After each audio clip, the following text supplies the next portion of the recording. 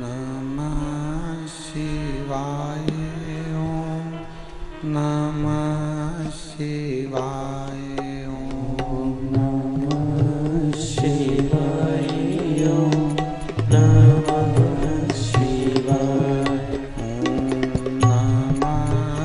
शिवाय। ओम नमः शिवाय।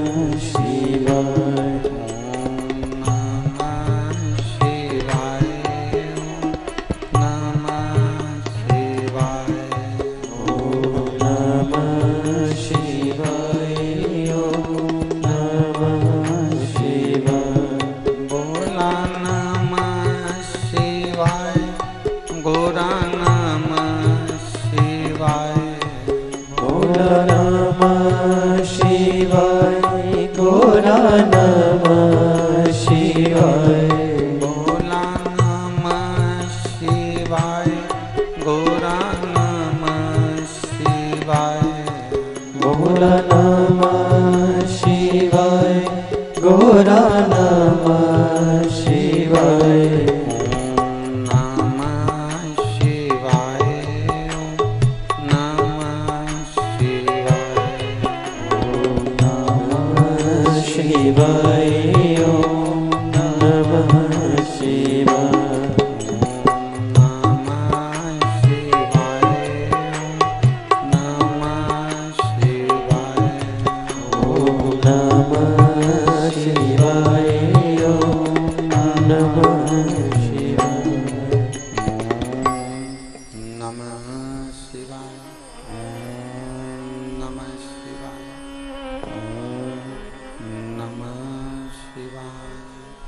विश्वनाथ भगवान की जय।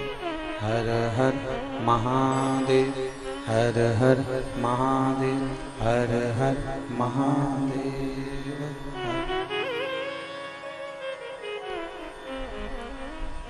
काशी विश्वनाथ भूत भावन भूतेश्वर भगवान शिव,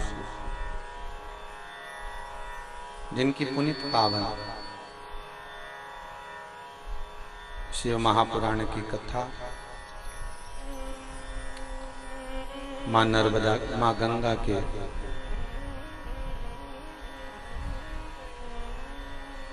पावन चरणारविंद का स्मरण करते हुए भूत भावन भूतेश्वर भगवान शंकर के पावन चरणारविंद का स्मरण करते हुए कैलाशी अविनाशी शिव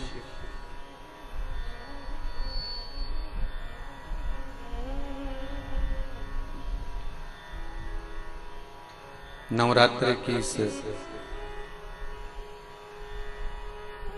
पावन मंगल में आनंद में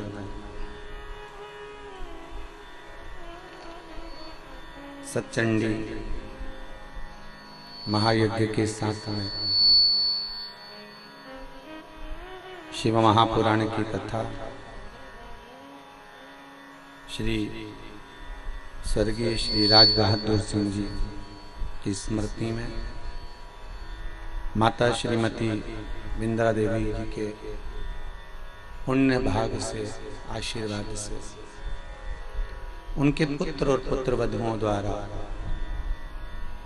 भगवान की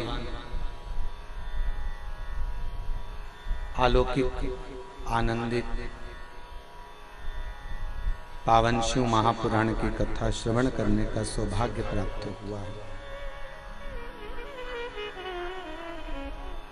बड़े भाग्यशाली हैं अपन सब। कहीं बाबा ने कृपा करी है, करुणा करी है, इसलिए भगवान भूत भावन भूतेश्वर की पावन कथा इस कोरोना महामारी के चलते हुए अपन श्रवण कर रहे हैं।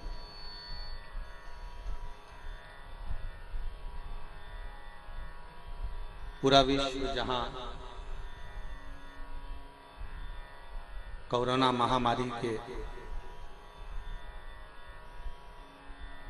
इस चपेट में आया हुआ है और कई प्रदेश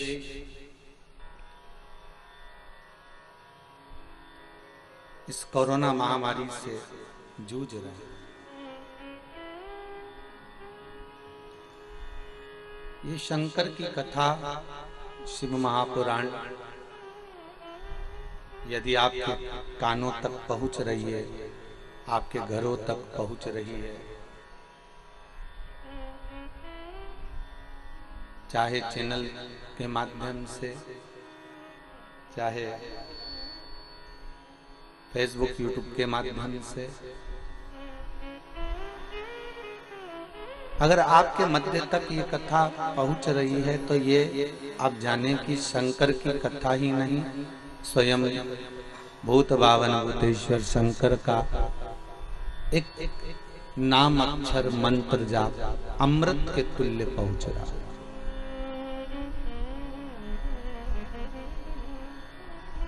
ये शिव महापुराण औषधि का भी कार्य करता है।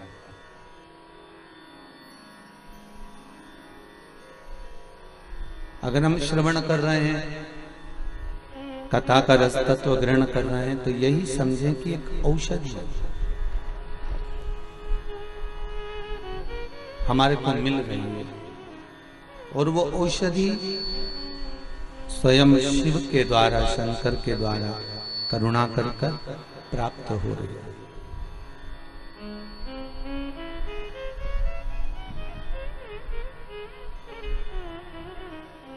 भगवत चरणारविंद का रसास्वादन बघेल परिवार के द्वारा तो हमको मिल ही रहा है इस पांडितारा से।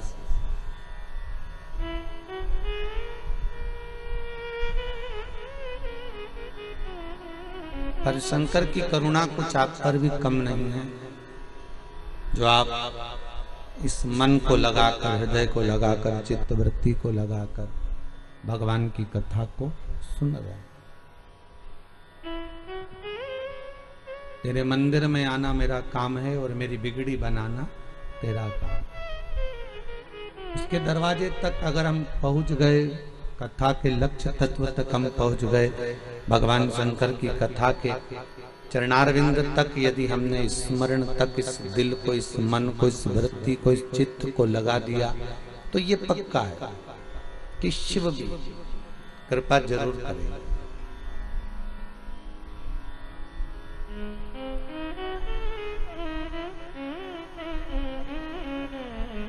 सबसे कठिन है इस मन को भगवान तक लेकर जाना।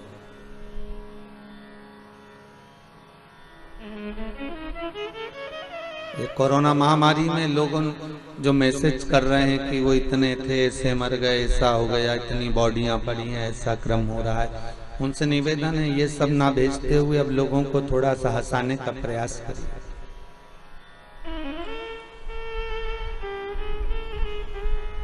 थोड़ी प्रसन्नता की बात करिए कि घर में रहकर हम अपने बुजुर्गों को, अपने घर के बच्चों को, अपने घर के बड़ों को कैसे प्रसन्न रख सकते।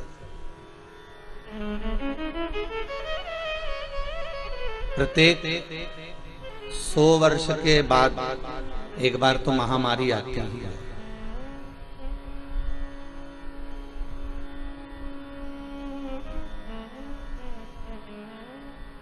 वैज्ञानिक भले कितना भी रिसर्च करते रहे, मेडिकल साइंस भले कितना भी रिसर्च करता रहे,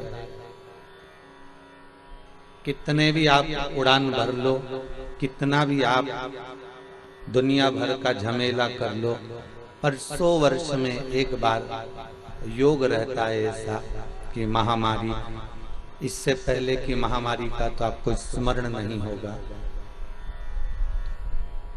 कभी अपने घर के बुजुर्गों से पूछना कि एक का संस्कार कर कर आते थे, 4 तैयार हो जाते थे। पूर्व की महामारी ऐसी। किसी ने एक प्रश्न किया है, गुरुजी पूर्व की महामारी इतनी प्रबल थी कि एक का अंतिम संस्कार करा 4 तैयार हो जाते थे, और अभी तो ऐसी स्थिति नहीं है, बाबा ने कृपा कर रखी है। इसका कारण क्या है? क्या पूर्व जैसी स्थिति अभी रहेगी? शिव महापुराण की कथा कहती है पहले में और अब में अंतर है। एक पूर्व का एक समय कैसा निकला था जिस समय पर लोग केवल अपने कार्य में ही डूबे रहते थे, भगवत भजन कोई नहीं करता था। कली काल का जैसे जैसे चरण बढ़ते चले जा रहा है, वैसे वैसे दुनिया के लोगों की जो हाइट है, लंबाई है, वो कम होती चली जा रही है और भगवत भजन बढ़ता चले जा रहा है। भगवत भजन कम नहीं हुआ है, ये भजन का ही प्रताप है, ये शिव महापुराण का ही प्रताप है, ये राम कथा, कृष्ण कथा, भागवत कथा, गीता महारानी, इन सब का, यज्ञ का, अनुष्ठान का, पुण्य का ही प्रताप है, जो आज भी कोरोना महामारी इतनी थमी हुई है, ना जाने नहीं तो कितनों को निपटा कर चली जाती। ये शिव की ही कृपा है, ये भगवान की ही कृपा और आपका भजन है, आपका विश्वास है, आपका भरोसा है, आपकी दृढ़ता है।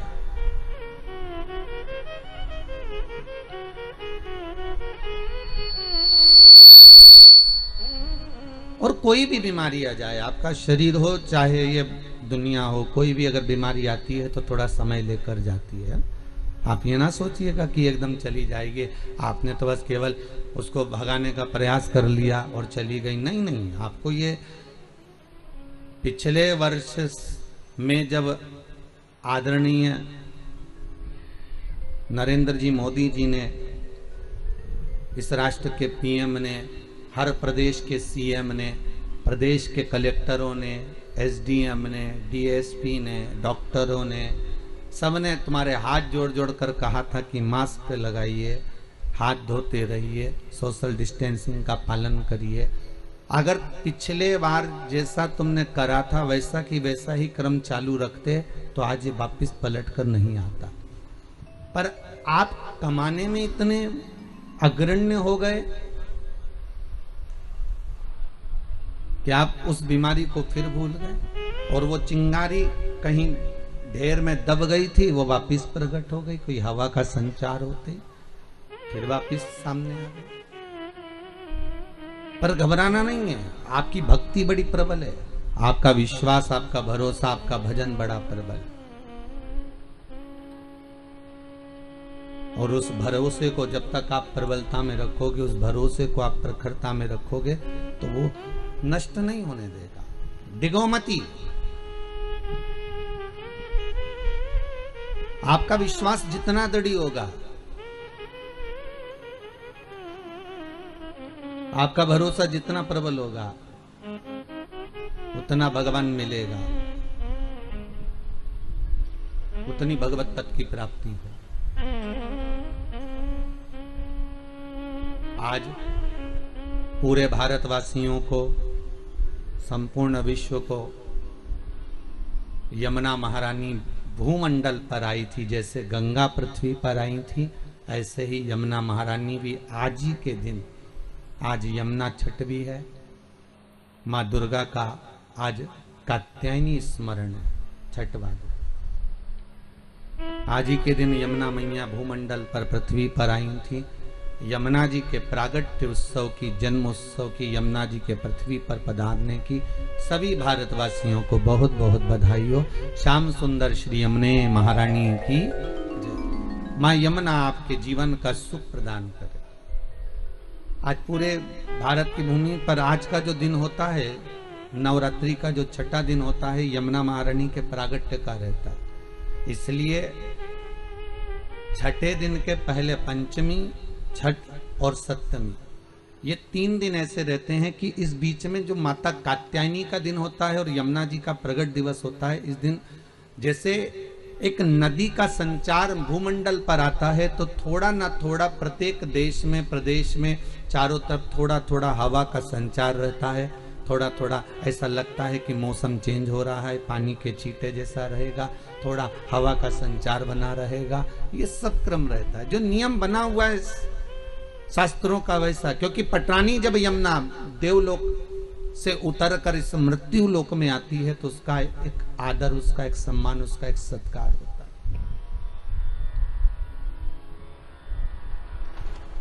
भूमंडल पर। अच्छा, कितनी विचित्र बात है, कितनी एक उत्साह की बात है कि देवता भी इस पृथ्वी पर आने के लिए तरसते हैं, देवता भी इस भूमंडल पर आने के लिए और ललायित रहते हैं कि हमें पृथ्वी पर जाना है, हमें इस भूमंडल पर जाना है। और प्रत्येक देवता का एक क्रम होता है। जैसे यमुना महारानी जब भूमंडल पर आई तो उन्होंने सूर्य नारायण भगवान से कहा, पिताजी यमुना और यमराज ये दोनों जुड़मा हुए थे माता संध्या के गर्भ से। सूर्य नारायण भगवान की धर्मपत्नी के गर्भ से यमुना और यमराज जुड़मा हुए हैं।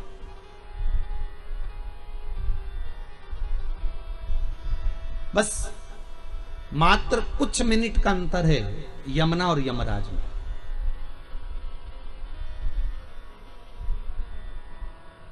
यमुना भी और यमराज भी ये दोनों जोड़े जुड़वा हुए, कुछ मिनट का अंतर। यमराज और यमुना में केवल कुछ ही मिनट का अंतर। एक दिन यमुना जी ने सूर्य नारायण भगवान से कहा, पिताजी, हे भास्कर देव, हे पिता, मां की गोद में यमुना जी बैठी हुई थी, उनकी उम्र थी मात्र 4 वर्ष की। कितने वर्ष की थी? मात्र 4 वर्ष की यमुना जी थी। सुंदर मां यमुना, केश खुले थे और मां उन केश में कुछ इत्र का भाव लगा रही थी। हम तो कहेंगे उसमें तेल ही लगा रही है संध्या देवी। और इतने में भास्कर देव का उस समय पर आगमन हुआ। सूर्य नारायण भगवान पधारे तो यमुना जी ने भास्कर देव को देखकर अपनी आंखों को बंद कर लिया। मां कहती है, आपके पिता हैं, आप नेत्र क्यों नहीं खोलती हो? आंखें खोलिए और अपने पिता का दर्शन करिए। यमुना जी ने फिर नेत्र बंद कर लिए, खोल नहीं पा रही है। यमुना जी नेत्र नहीं खोल पा रही। और यमराज वो भी 4 वर्ष का है। कुछ क्षण की कुछ ही मिनट की मात्र एक दूसरे में विलंब रहा होगा जन्म में। महाराज कालिंदी चरित्र जो गाया जाता है, कालिंदी चरित्र जो वर्णन किया जाता है, उस कालिंदी चरित्र में आता है कि यमुना कुछ ही मिनट की दूरी पर, और यमराज आया और यमराज आकर पिता की गोद में सम्मुख में पिता के सामने खड़ा हो जाता है और पिता को निहारता रहता है, दोनों आंखें खोलकर। पर यमुना नेत्र नहीं खोलती है।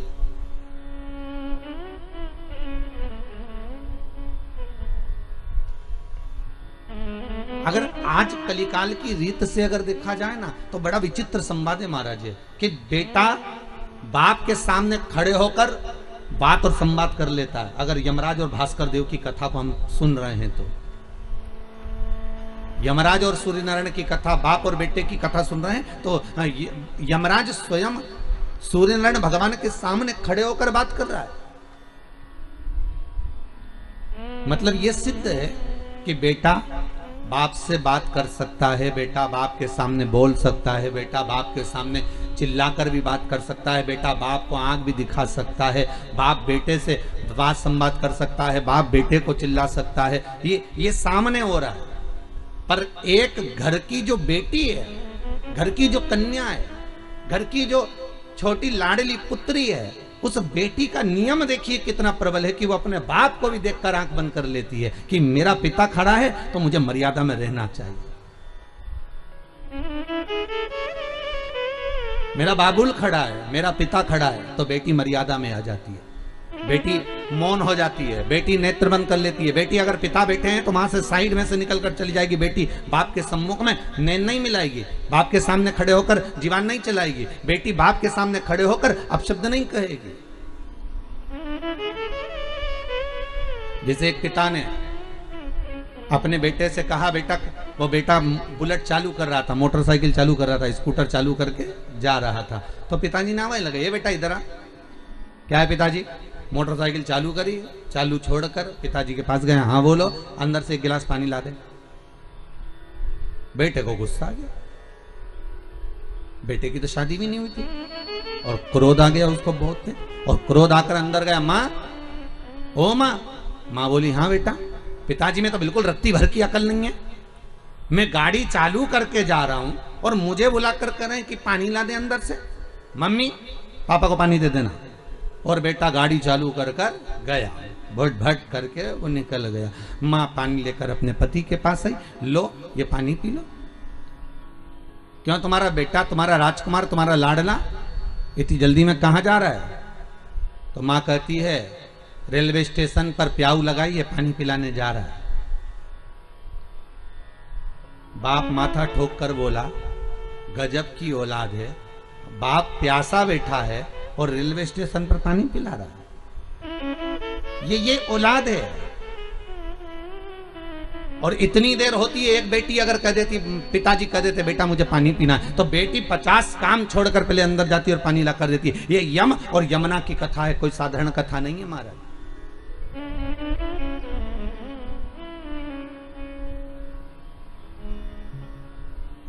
यमुना अपने पिता के सामने नेत्र, संध्या देवी कह रही है, तू नेत्र खोलकर देख, तो नेत्र खोलकर बात तो कर अपने पिता से। नहीं मां, मर्यादा देखिए बेटियों की।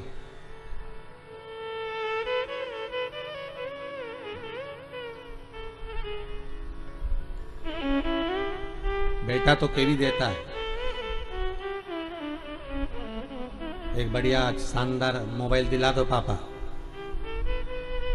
और बेटी नहीं कहती। बेटी सोचती है जब होगा, जब हो जाएगा। अभी पापा की दशा ऐसी नहीं है कि वो कुछ दिला सके, अभी पिता की ऐसी दशा नहीं है कि वो दिला पाएंगे।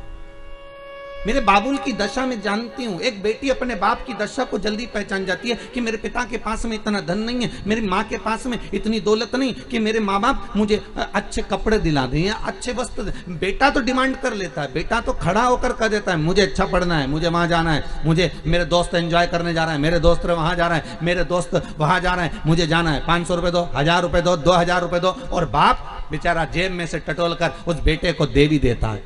पर बेटी कई बार ऐसी जगह आती है जहां बेटी का मन भी करता है कहीं जाने का, बेटी का मन भी करता है कुछ अच्छा खाने का, बेटी का मन भी करता है कुछ अच्छा पाने का, तो भी बेटी अपने बाबुल की दशा देखकर, बेटी अपने पिता की दशा देखकर, बेटी अपनी माँ की दशा देखकर उसके मुख से शब्द नहीं निकलता। क्यों? क्योंकि उसका भी दिल करता है कि मैं मेरे भैया जैसा करूं, मैं मेरे भैया जैसी पढ़ाई करूं, मैं मेरे भैया जैसी आगे बढ़ूं। हर बेटी की दिल तमन्ना रहती है, जब भाई को देखती है तो बेटी का मन भी करता है कि मैं ऐसा करूं। पर पिता की दशा देखकर, मां की दशा देखकर बेटी मौन हो जाती है,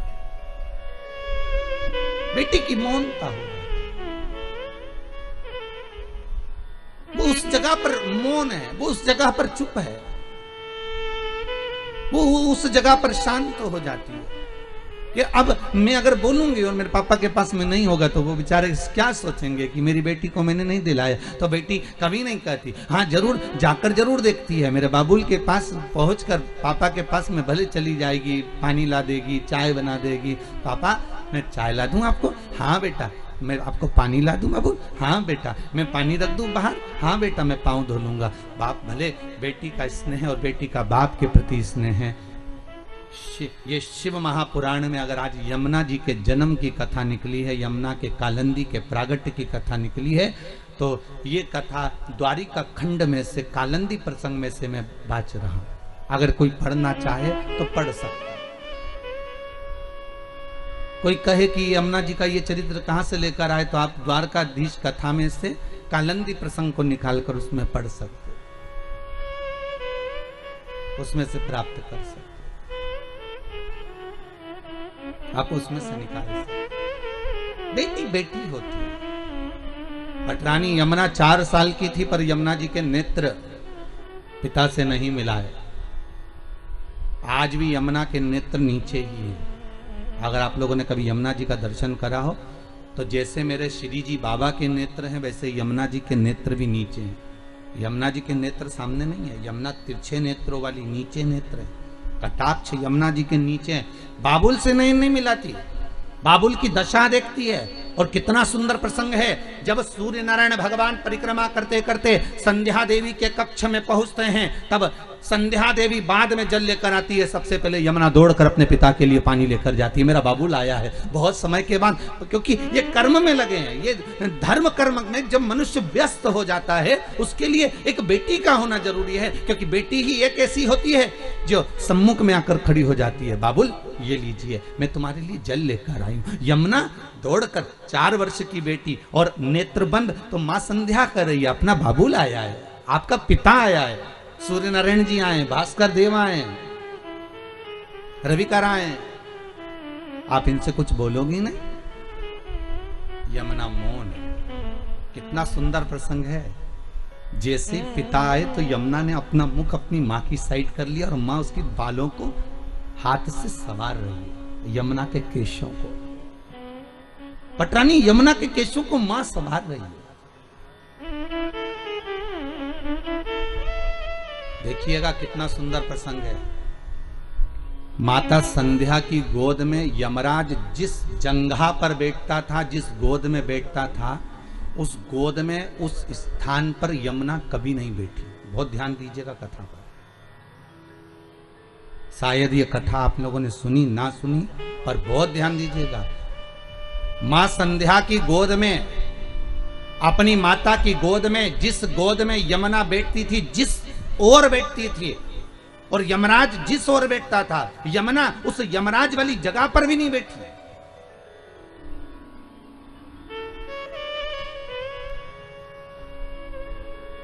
ये बेटी का जीवन है।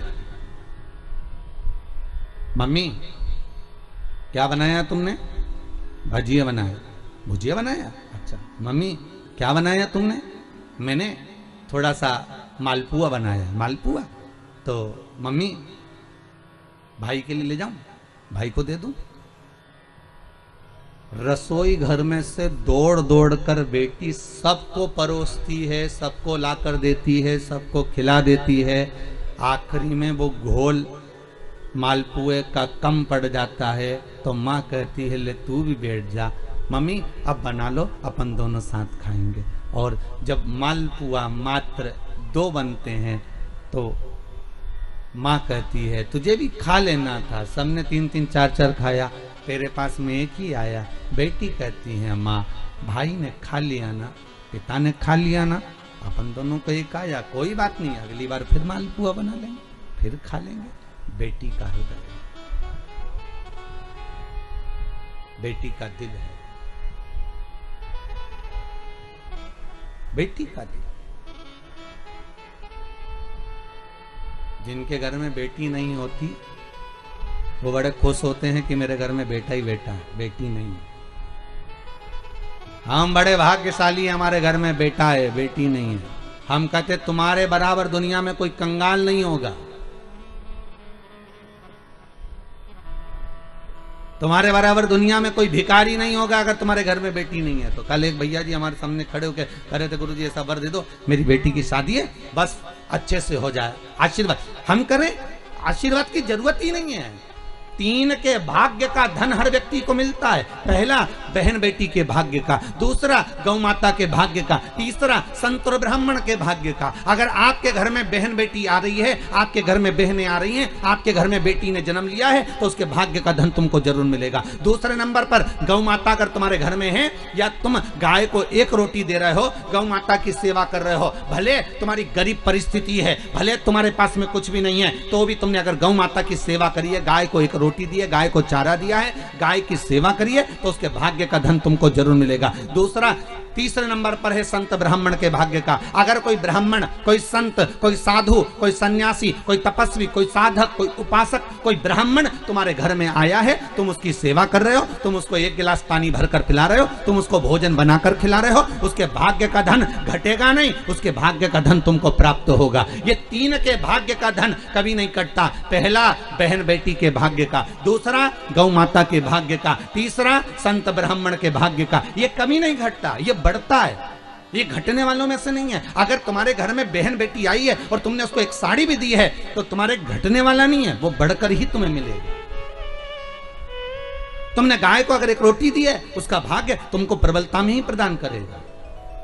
किसी संत ब्राह्मण को अगर आपने एक गिलास पानी पिलाया, एक अन्न का दाना खिलाया, एक भोजन कराया, तो उसका पुण्य आपको प्रबलता में प्राप्त होगा, वो घटेगा नहीं।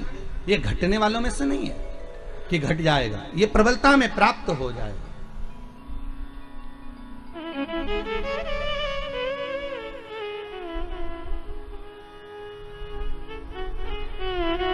कई लोग कहते हैं भगवान ने कृपा करी, हमारे घर में तो बेटा हो गया, बेटी नहीं है। भगवान की कृपा थी कि बेटी नहीं है। हम कहते हैं किस्मत वाले नहीं हो, भाग्य बेकार है आपका अगर तुम्हारे घर में बेटी नहीं है तो।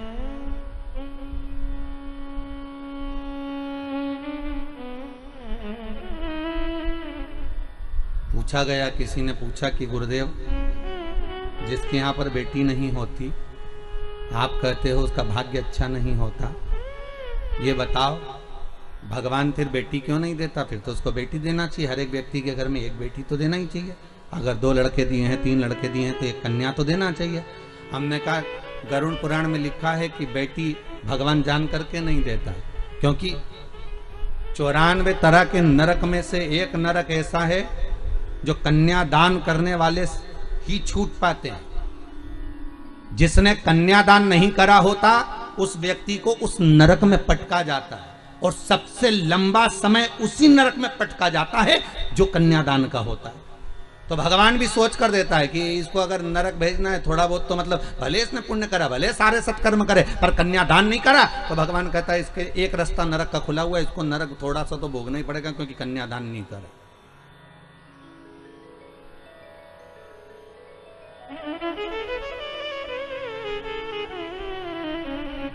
कुछ सहज नहीं है बेटा।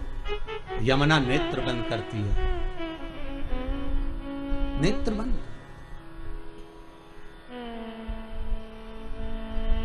मां कह रही है, यमराज सूर्य नारायण की गोद में जाकर बैठे हैं, तुम नहीं बैठोगी जाके? यमुना कहती है, मां भैया बैठा है ना, मुझे जाने की जरूरत नहीं है, मैं नहीं जाऊंगा।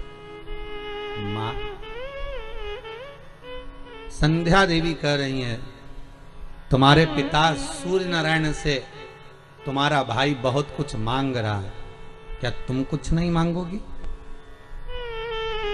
यमुना कुछ तो मांग लो। यमुना कहती है,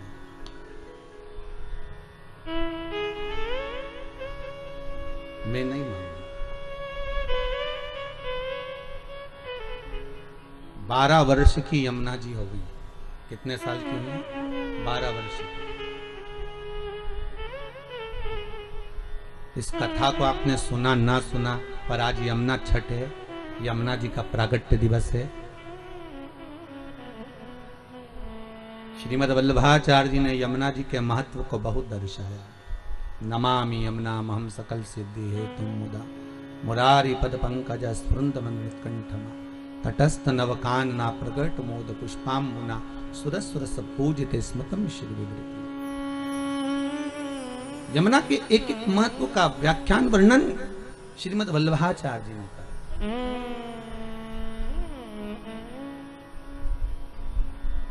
12 वर्ष की यमुना जी हो गई। बेटी छोटी में भी त्याग करती है। अगर भाई भोजन करने बैठा है तो माँ बेटे को अच्छा दे देती है, बेटी को थोड़ा कमजोर दे देती है। कपड़े दिलाने लेकर जाएगी तो बेटे को अच्छा दिला देगी, बेटी को थोड़ा कमजोर दिला देगी। पिता, बेटा छोटा है और बेटी अगर बड़ी है तो बेटे को 2 बिस्कुट के पैकेट ज्यादा दिलाएगा, टॉफी ज्यादा दिलाएगा, बड़ी बेटी को थोड़ा कम दिलाएगा। गम कितना खा रही है बेटी? यमुना गम कितना खा रही है?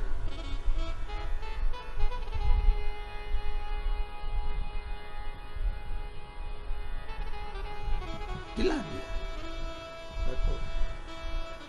बड़ी हो गई, 12 वर्ष की हो गई। मां संध्या के घर में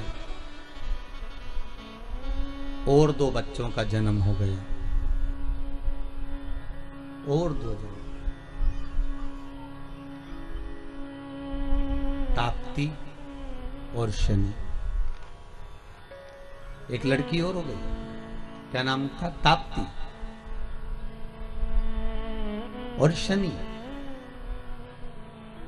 पूरी दुनिया में केवल एक ही नदी ऐसी है जिसके अंदर हड्डियां ले जाकर डाल दो तो 20 मिनट के अंदर गल जाती है, वो ताप्ती नदी है। 20 मिनट में हड्डियां गल जाती है, ताप्ती। 2 बेटी, एक बेटी और एक बेटा और हो गया, शनि महाराज और ताप्ती। यमुना 12 वर्ष की, 12 वर्ष की। आज मौन थी। ताप्ती ने पूछ लिया। ताप्ती बोली, यमुना तू बहुत मौन रहती है, कुछ बोलती क्यों नहीं है? तेरे मन में क्या है? तो कुछ तो बोल।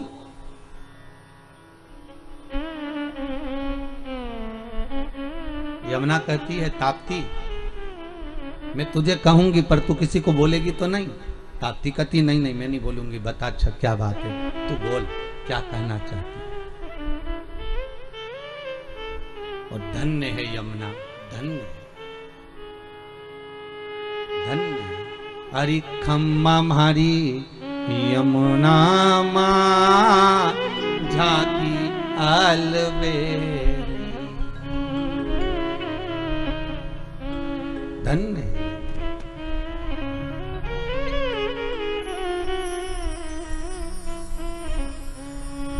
पाँव पे जनिया चुड़ला जिसो है,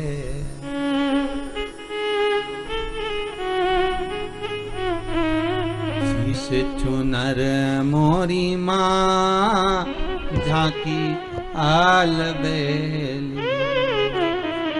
हरि खम्मा हरी यमुना मां झांकी अलबेली। धन्य है यमुना, तू धन्य।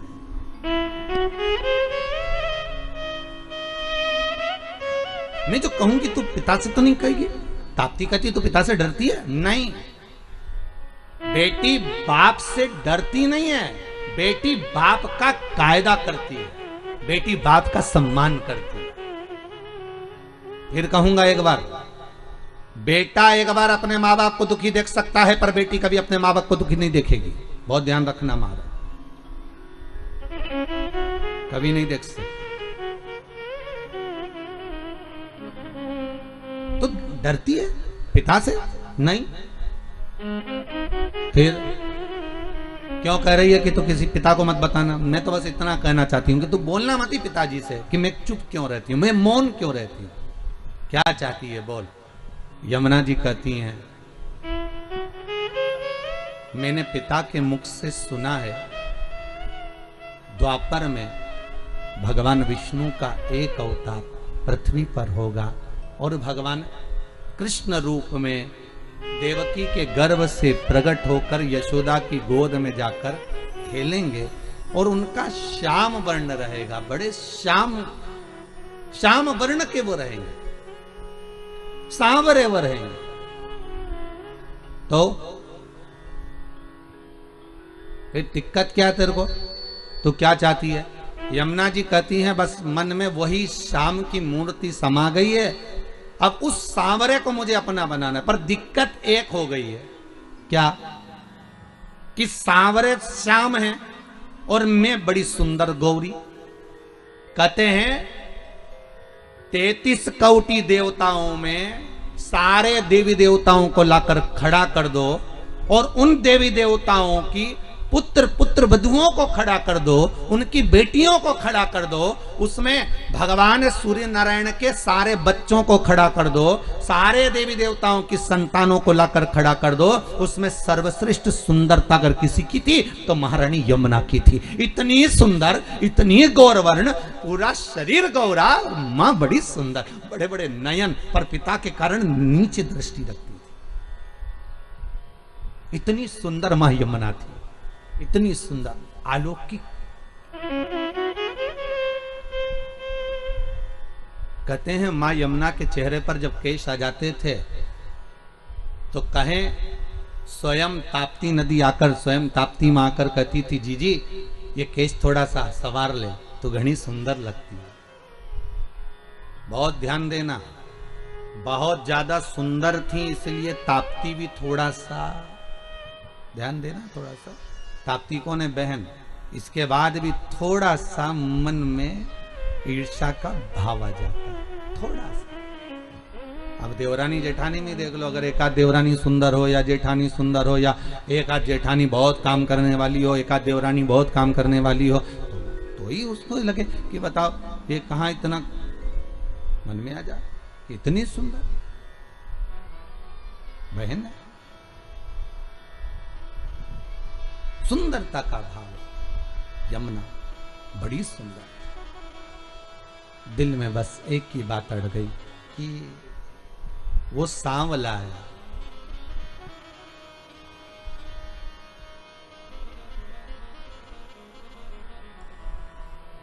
एक हमारी माँ, हमारी अम्मा, हमारी माता जी शादी में एक गीत गाती थी बन्ना बन्नी में, वो हमको याद आता है कभी कभी यमुना जी के प्रसंग में।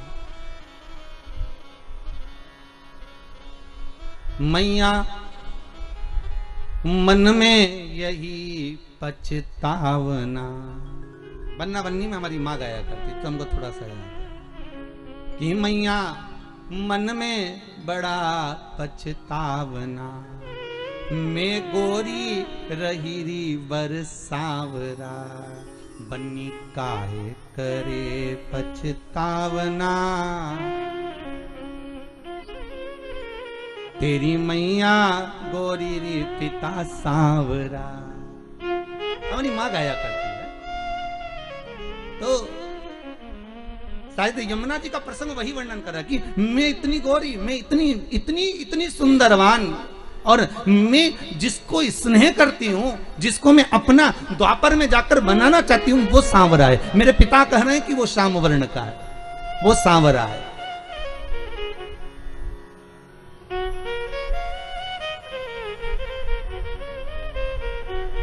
और उस सांवरे को मैं अपना कैसे बना सकती हूँ, क्योंकि मेरा स्वरूप और उसका स्वरूप एक होना चाहिए। मैं क्या करूं, तू बता। तब ताप्ती ने बड़ा सुंदर भाव कहा, एक काम कर, कृष्ण को पाने के लिए बहुत सुंदर संवाद तुलसीदास जी ने भी लिखा है। जब तक तुम्हारे हृदय में शंकर नहीं बैठेगा, तुलसीदास जी कहते हैं, तब तक तुम राम कथा में प्रवेश नहीं कर सकते। जब तक राम तुम्हारे अंदर नहीं आ सकता, कब आएगा राम? जब तुम शंकर की कथा में प्रवेश करोगे। राम कब मिलेंगे? जब तुम शिव कथा में प्रवेश करोगे। कृष्ण कथा कब मिलेगी? जब तुम शंकर की कथा में प्रवेश करोगे। इसलिए राम कथा की शुरुआत तुलसीदास जी, वाल्मीकि बाबा शंकर की कथा से करते हैं, और श्रीमद् भागवत की शुरुआत वेद व्यास जी शिव कथा से करते हैं, शंकर की कथा से शुरुआत करते हैं। भागवत जी को भी उठाकर देखिए, शिव की कथा प्रथम में आएगी, फिर बाद में सारी कथा चालू होगी। राम कथा को उठाकर देखिए, शिव कथा प्रथम में आएगी, इसके बाद रामचरितमानस चालू होगी। विष्णु पुराण उठाकर देखिए, सबसे पहले शंकर का प्रसंग आएगा। अगर हमें जिस देवता की आराधना करना है, स्वयं देवी भागवत, नवरात्र में अगर आप देवी भागवत पढ़ रहे हो, नवरात्र में अगर देवी भागवत को सुन रहे हो, तो देवी भागवत का भी स्मरण करोगे तो सबसे पहले शंकर की कथा आएगी। सारी पुराणों में सबसे पहले शंकर को लाकर दिया गया। क्यों? क्योंकि शंकर की अगर कथा में तुम प्रवेश कर गए, शंकर का स्नेह तुमने पा लिया, शंकर का अनुमोदन अगर तुमने कर लिया, शिव स्मरण में अगर तुम डूब गए, तो तुम्हें जिस देवता का तुम भजन कर रहे हो उसको पाने में देरी नहीं लगेगी, वो मिल जाएगा।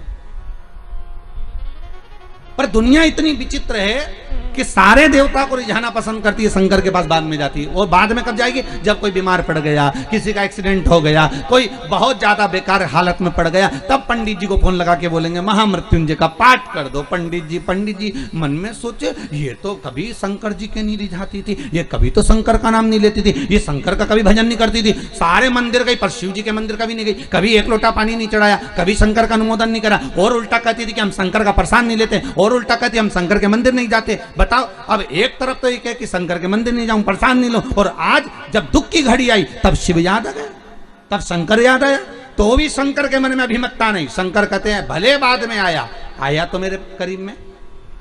और भागवत कहती है पहले शंकर का अनुमोदन करिए, राम कथा कहती है पहले शंकर का अनुमोदन करो, शिव महापुराण की कथा कहती है शंकर का अनुमोदन करो। तो ताप्ती ने भी सूर्य नारायण भगवान से पूछ लिया, पिताजी आप जब सारी दुनिया में प्रकाश फैलाते हो, आपका शरीर जब इतना तपता होगा तो शीतलता कौन देता होगा?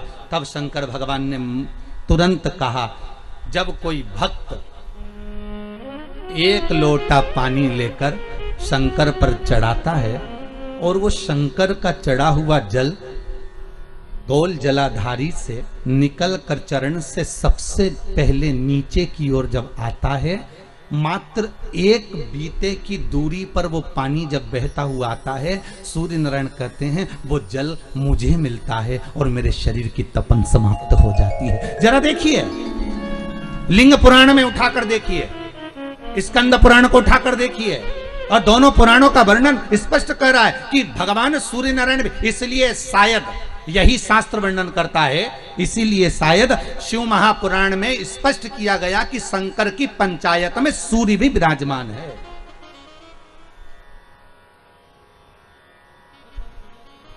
शंकर जी की पंचायत का मंदिर है क्या पांडे तारा में कहीं?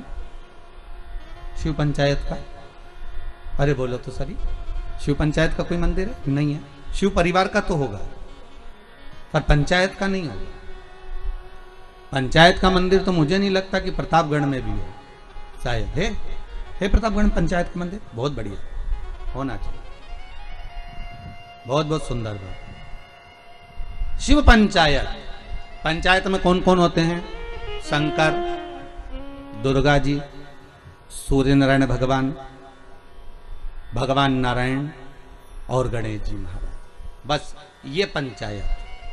और परिवार में कौन कौन होते हैं? पार्वती, कार्तिकेय, गणेश, शिव, नंदी, ये परिवार।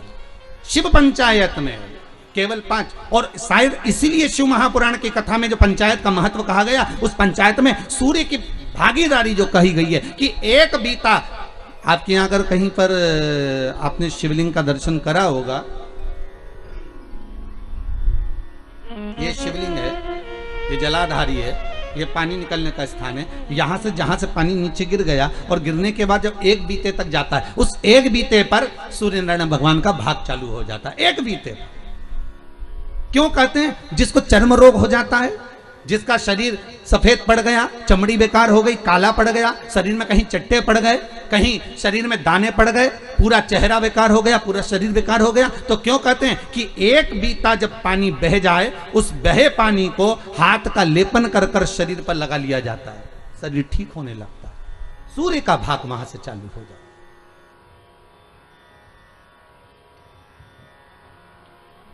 शिव पंचायत का बड़ा महत्व है महाराज जी।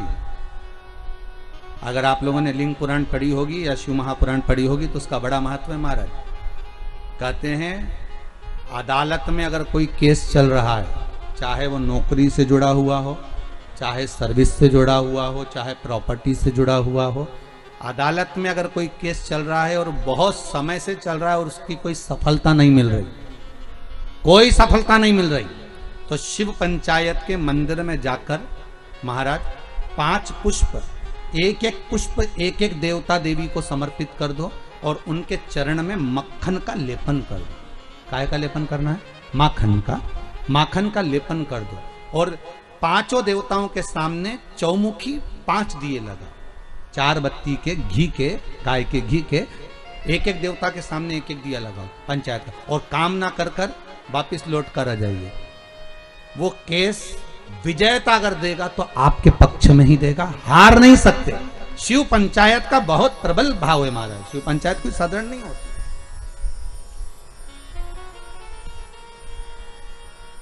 कोई लड़का लड़की का विवाह हुआ हो, तलाक हो गया हो, दूसरी बार शादी नहीं हो रही हो, बहुत परेशान हो गए और विवाह नहीं जम रहा हो, तो शिव पंचायत के मंदिर में बैठकर पांचों देवताओं पर जल और उस जल में चंदन मिलाकर चढ़ाया जाता है महाराज।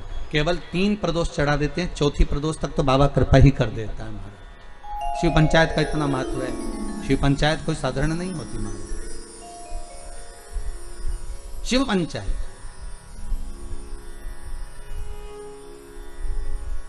जिसकी कमर का गुरिया खसक गया हो, या घुटने की हड्डी खसक गई हो, या हाथ पैर कहीं की भी कोई हड्डी खसक गई है महाराज, और डॉक्टर अपना काम कर रहे हैं, गुरिया नहीं जम रहा, और आपको केवल दवाई से ही अच्छे होना है, तो मूंग, हरी जो मूंग होती है, वो शिव पंचायत के मंदिर में कम से कम 5 या 7 दिन तक चढ़ाएं। उसी मूंग को वापस उठा कर लाएं और उसको सुबह सुबह पानी में गलाकर खाना चालू कर दे। बाबा चाहेगा तो 15 दिन नहीं लगते, गुरिया अपनी जगह पर बैठ जाता। शिव पंचायत, शिव पंचायत का बड़ा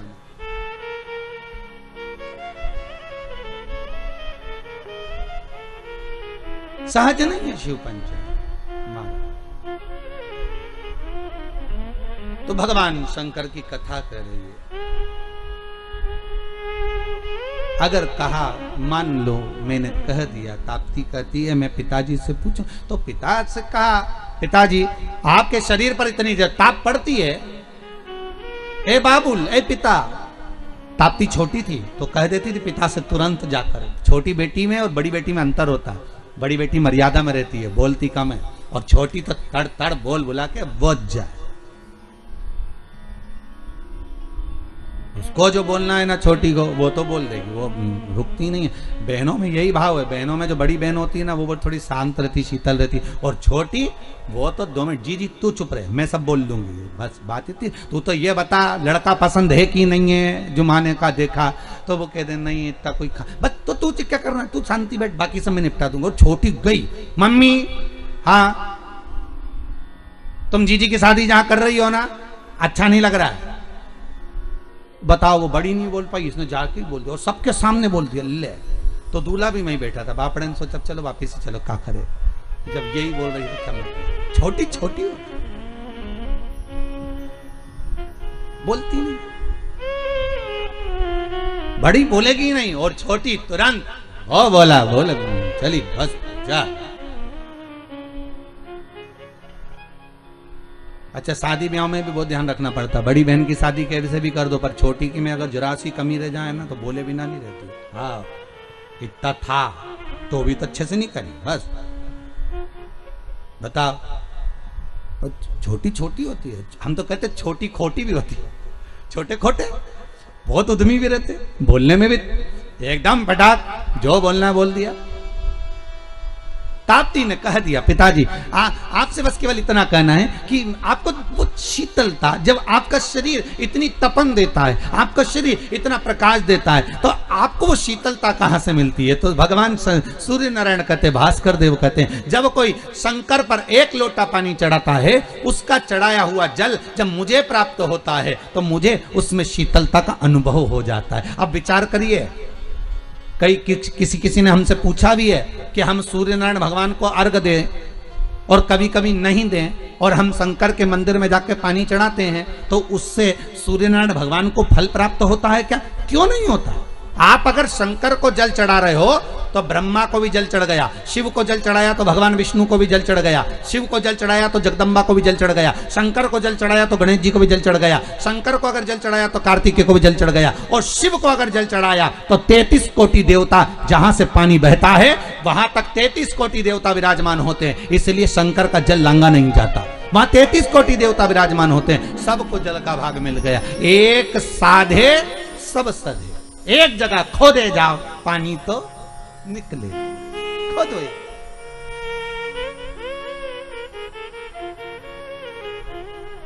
मिल गया।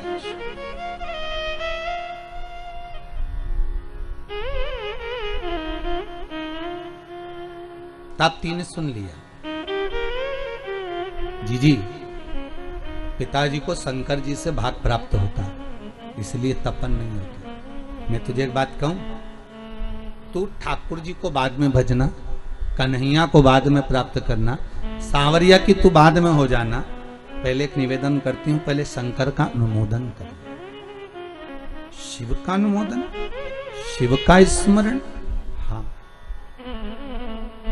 शंकर का स्मरण, हाँ। यमुना जी बोली पर पिता से मेरे को ये पूछना पड़ेगा कि मैं शिव का स्मरण तो करूंगी, जब तो करूंगी तब तो करूंगी, पर फल कहां मिलेगा?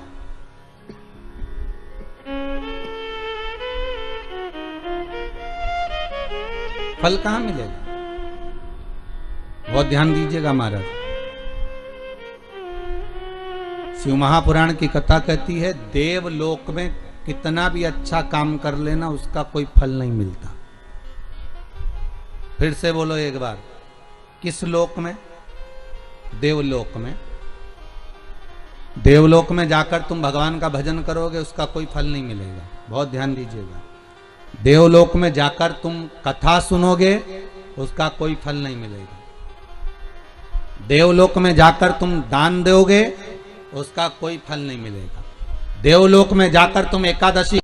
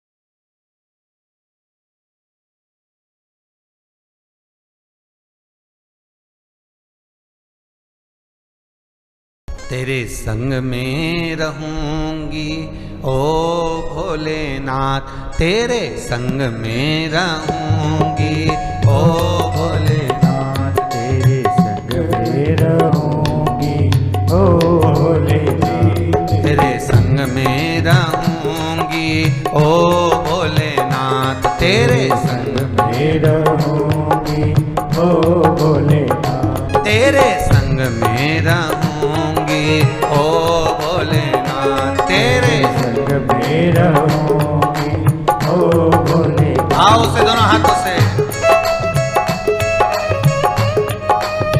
ऐसी कृपा कर दे कि अब वो गलती नहीं करूंगा। हो गया, मेरे से गलती हो गई थी। मैंने हो सकता है पीपल का वृक्ष कटवाया हो, बेलपत्री का वृक्ष कटवाया हो, और भी आम के पौधे, ना जाने कितने बगीचे कटवाए होंगे।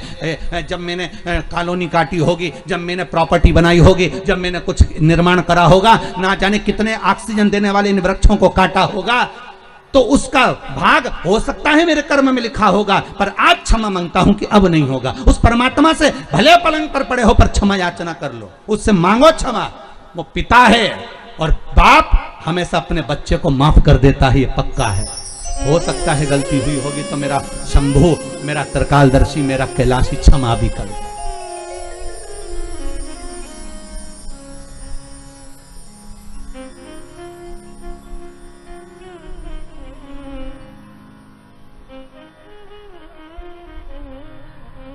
देने के लिए आतुरता, हो सकता है हमारा पुण्य, हमारा करा गया सत्कर्म, हमारा करा गया पुण्य हमारे सामने आता है, और हमारे द्वारा किया गया पाप कर्म भी हमारे सामने आता है। पाप कर्म भी हमारे सामने आता है।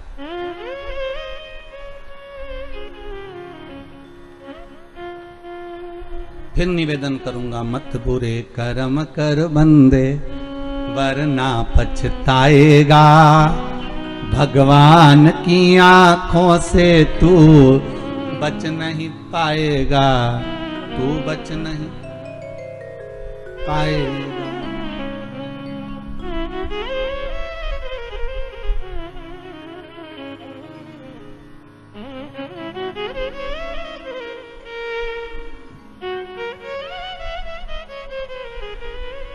आज एक हमारे भुसावल महाराष्ट्र के एक शिष्य हैं, वो पुलिस में सर्विस करते हैं, ठीक है। तो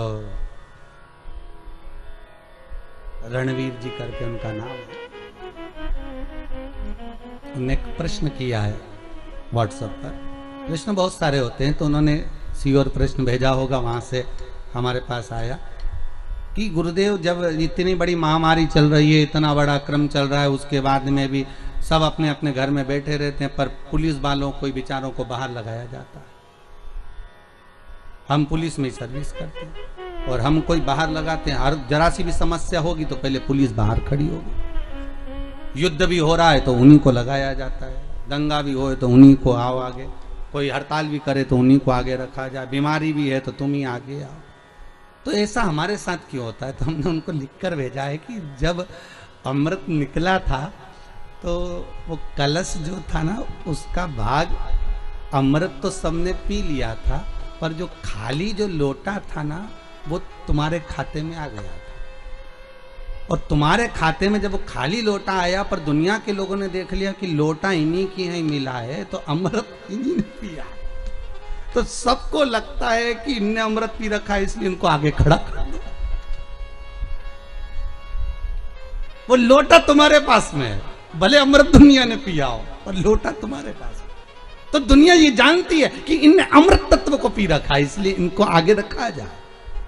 और विश्वास रखकर जब आप आगे बढ़ते हो, विक्रम जी, हमने उनको कहा, जब आप आगे बढ़ते हो विश्वास रखकर, तो बाबा भी तुम्हारा साथ देता है। तुम घबराना नहीं।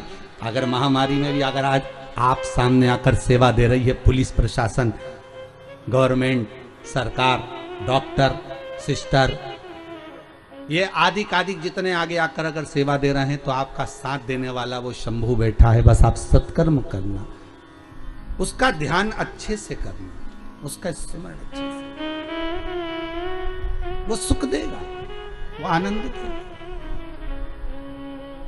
तुम्हें स्वयं भगवान की अमृत नाम मिल गया है, तो फिर क्या टेंशन, क्या चिंता। का भान हो, आनंद की अनुभूति हो। यमुना कह रही है कि मैं जाऊं। पिताजी, अगर आप कहते हो कि पृथ्वी पर जाने पर ही फल मिलता है, देवलोक में करा हुआ कोई भी कर्म का फल नहीं है, पृथ्वी पर जाकर किए गए कर्म का फल है, तो मैं पृथ्वी पर जाना चाहती हूँ। भगवान सूर्यनारायण का तू पृथ्वी पर कहाँ जाएगी, किस जगह पर जाएगी और किसका भजन करेगी? तो सूर्यनारायण भगवान के सामने यमुना जी कहती है, बस जिस शंकर की आराधना मेरे पिता करते हैं उस शंकर का अनुमोदन मैं करूंगी। किस लिए करेगी? बस मेरा जो स्वरूप है गोरा, मुझे श्याम बनाना है, श्याम के साथ में रहना है, तो मैं कहाँ जाऊं? भगवान सूर्य नारायण ने कहा, मेरे ही द्वारा निर्मित है कालिंदगिरी पर्वत, मेरा ही एक स्वरूप है। कौन सा पर्वत? क्या नाम था? कालिंदगिरी। कालिंदगिरी पर्वत मेरा एक स्वरूप है। यमुना जाओ भूमंडल पर, तुम वहां जाकर तप साधना करो। कालिंदगिरी पर्वत पर यमुना जी चली गई, 12 वर्ष की थी, तप साधना में जो लगी। ऐसी तप साधना करी शंकर भगवान की, ऐसी तप साधना करी, ऐसी तप साधना करी। शंकर भगवान आ गए, कालिंदी मांग तुझे क्या चाहिए? कालिंदी? यमुना जी कहती मेरा नाम यमुना है। शिव कह रहे नहीं, तो कालिंदगिरी पर्वत पर बैठकर तप करिए, तेरा नाम कालिंदी होगा। बोल तुझे क्या चाहिए? यमुना जी कहती हैं, बस इतना कर दीजिए कि मैं जिस श्याम का भजन करती हूँ उसके जैसा कलर कर दीजिए। शंकर भगवान ने कहा, उसके जैसा बनने के लिए तुझे एक काम करना पड़ेगा। क्या? जल के रूप में तू प्रवाहित होगी और मैं उस जल में एक डुबकी लगाकर बाहर निकलूंगा तो मेरा कलर तुझे प्राप्त हो जाएगा, मेरी भस्म तुझे प्राप्त हो जाएगी। जैसे ही भस्म तुझे मिलेगी तो श्याम वर्ण धारण कर लेगी। और यमुना ने तप साधना करते हुए जल का वेग लिया और उस जल में स्वयं शंकर भगवान ने बैठकर भगवान नारायण का स्मरण करा, तो भगवान का जो भस्म थी वो यमुना जी को प्राप्त होकर यमुना का कलर श्याम हो गया। श्याम यमुना हो गया। और यमुना का कलर जब श्याम हुआ, वही यमुना भ्रमण करती करती करती करती जब आगे बढ़ती बढ़ती ब्रजमंडल में पहुंच गई। ब्रजमंडल में पहुंचने के बाद भी यमुना का मन स्थिर नहीं हुआ। वो सांवरा कब मिलेगा, वो सांवरा कब मिलेगा? तो क्या द्वापर तो आन दो, द्वापर तो आन दो। ये कब की कथा है? ये कथा कब की है? सत्ययुग की। अभी आने वाला त्रेता फिर आएगा, द्वापर तो आन दो। तो द्वापर आएगा तब तो कृष्ण आएगा, तब तक मैं ऐसे ही बहती रहूंगी जल वेग में। हाँ, क्या चाहती हो बोलो?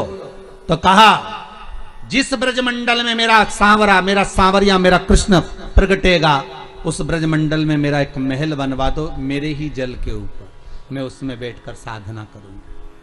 यमुना के जल के ऊपर ही एक महल बनाया गया। उस महल में बैठकर यमुना 12 वर्ष की कन्या जब तप साधना में लीन हो गई, कई युग निकल गए। कहते हैं सतयुग गया, त्रेता गया, द्वापर आ गया और यमुना उस कक्ष से, उस कुंज से, उस कमरे से, उस भवन से बाहर नहीं निकली। यमुना तप करती रही और आखिरी में जब यमुना को सूचना मिल गई कि सांवरा प्रकट होकर मेरे घाट के नजदीक में आ गया, पहली बार जब ठाकुर छोटी सी अवस्था धारण कर कर बाहर आए, तो वही उस कुंज में, उस भवन में प्रवेश कर गए और यमुना जी का हाथ पकड़ा और भगवान कृष्ण खुद यमुना को निकालकर उस भवन से बाहर लेकर आ गए। यमुना को देखकर सांवरिया बोले, तू तो मेरे जैसी दिखती है,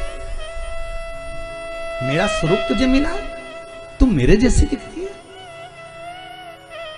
यमुना चरण पकड़ लेती है, कहती है, नाथ बस मैं आपकी ही होना चाहती हूं। भगवान ने कहा, चिंता मत कर, अभी नहीं, जब मैं बड़ा हो जाऊंगा, मथुरा छोड़ दूंगा, जब मथुरा से जाऊंगा तब कालिंदी तुझे लेकर द्वारका जाऊंगा, तुम मेरे साथ चलना, मेरी पटरानी बनकर बैठना। जब तक अटखेलियां यहीं करेंगे, यहीं विराजेंगे। सहजता नहीं है यहां।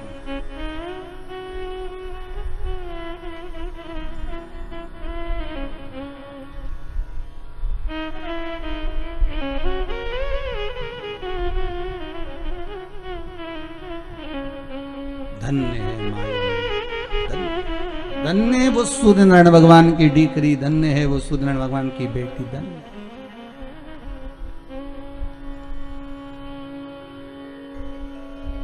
धन्य साधारण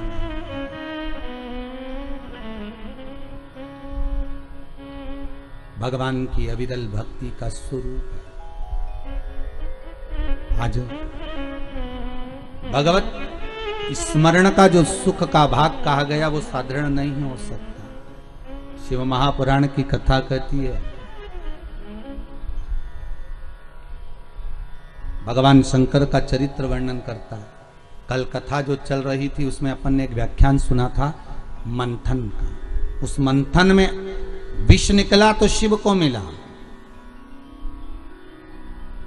अमृत निकला तो देवताओं को मिला, और देवता अमृत पाने के बाद भी उनकी अभिमतता इतनी बढ़ गई थी कि वो भगवान शंकर के सामने खड़े होकर कहते हैं कि आपने विष पिया तो कौन सा बड़ा काम किया। देखिएगा जरा संबोधन देखिएगा। जब धन का मद आ जाता है, जैसे बाणासुर के पास आ गया,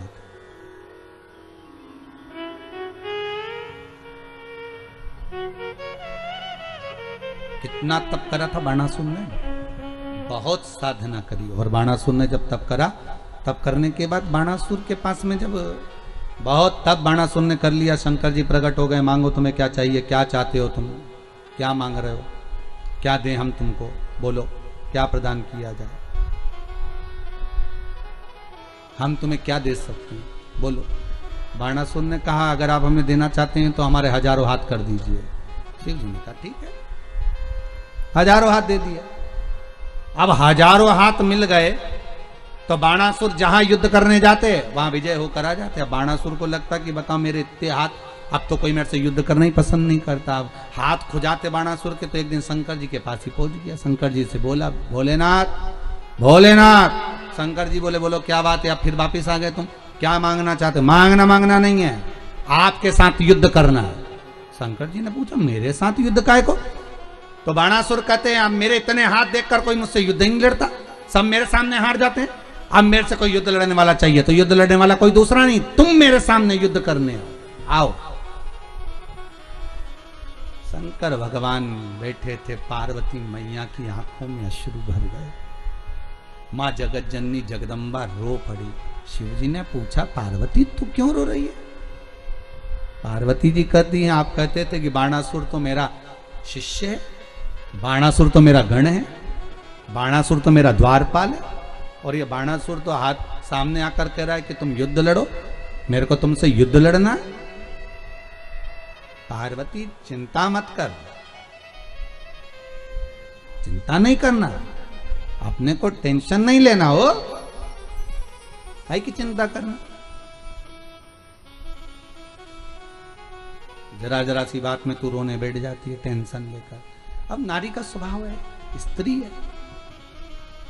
आप में भी कई माताएं ऐसी होंगी, जरा सी बात टेंशन आ जाए तो रोने बैठ जाए बेचारी को, फिर टेंशन आ जाए, फिर अब नारी का स्वभाव है, उसको हो जाता है ऐसा भाव प्रकट हो जाता।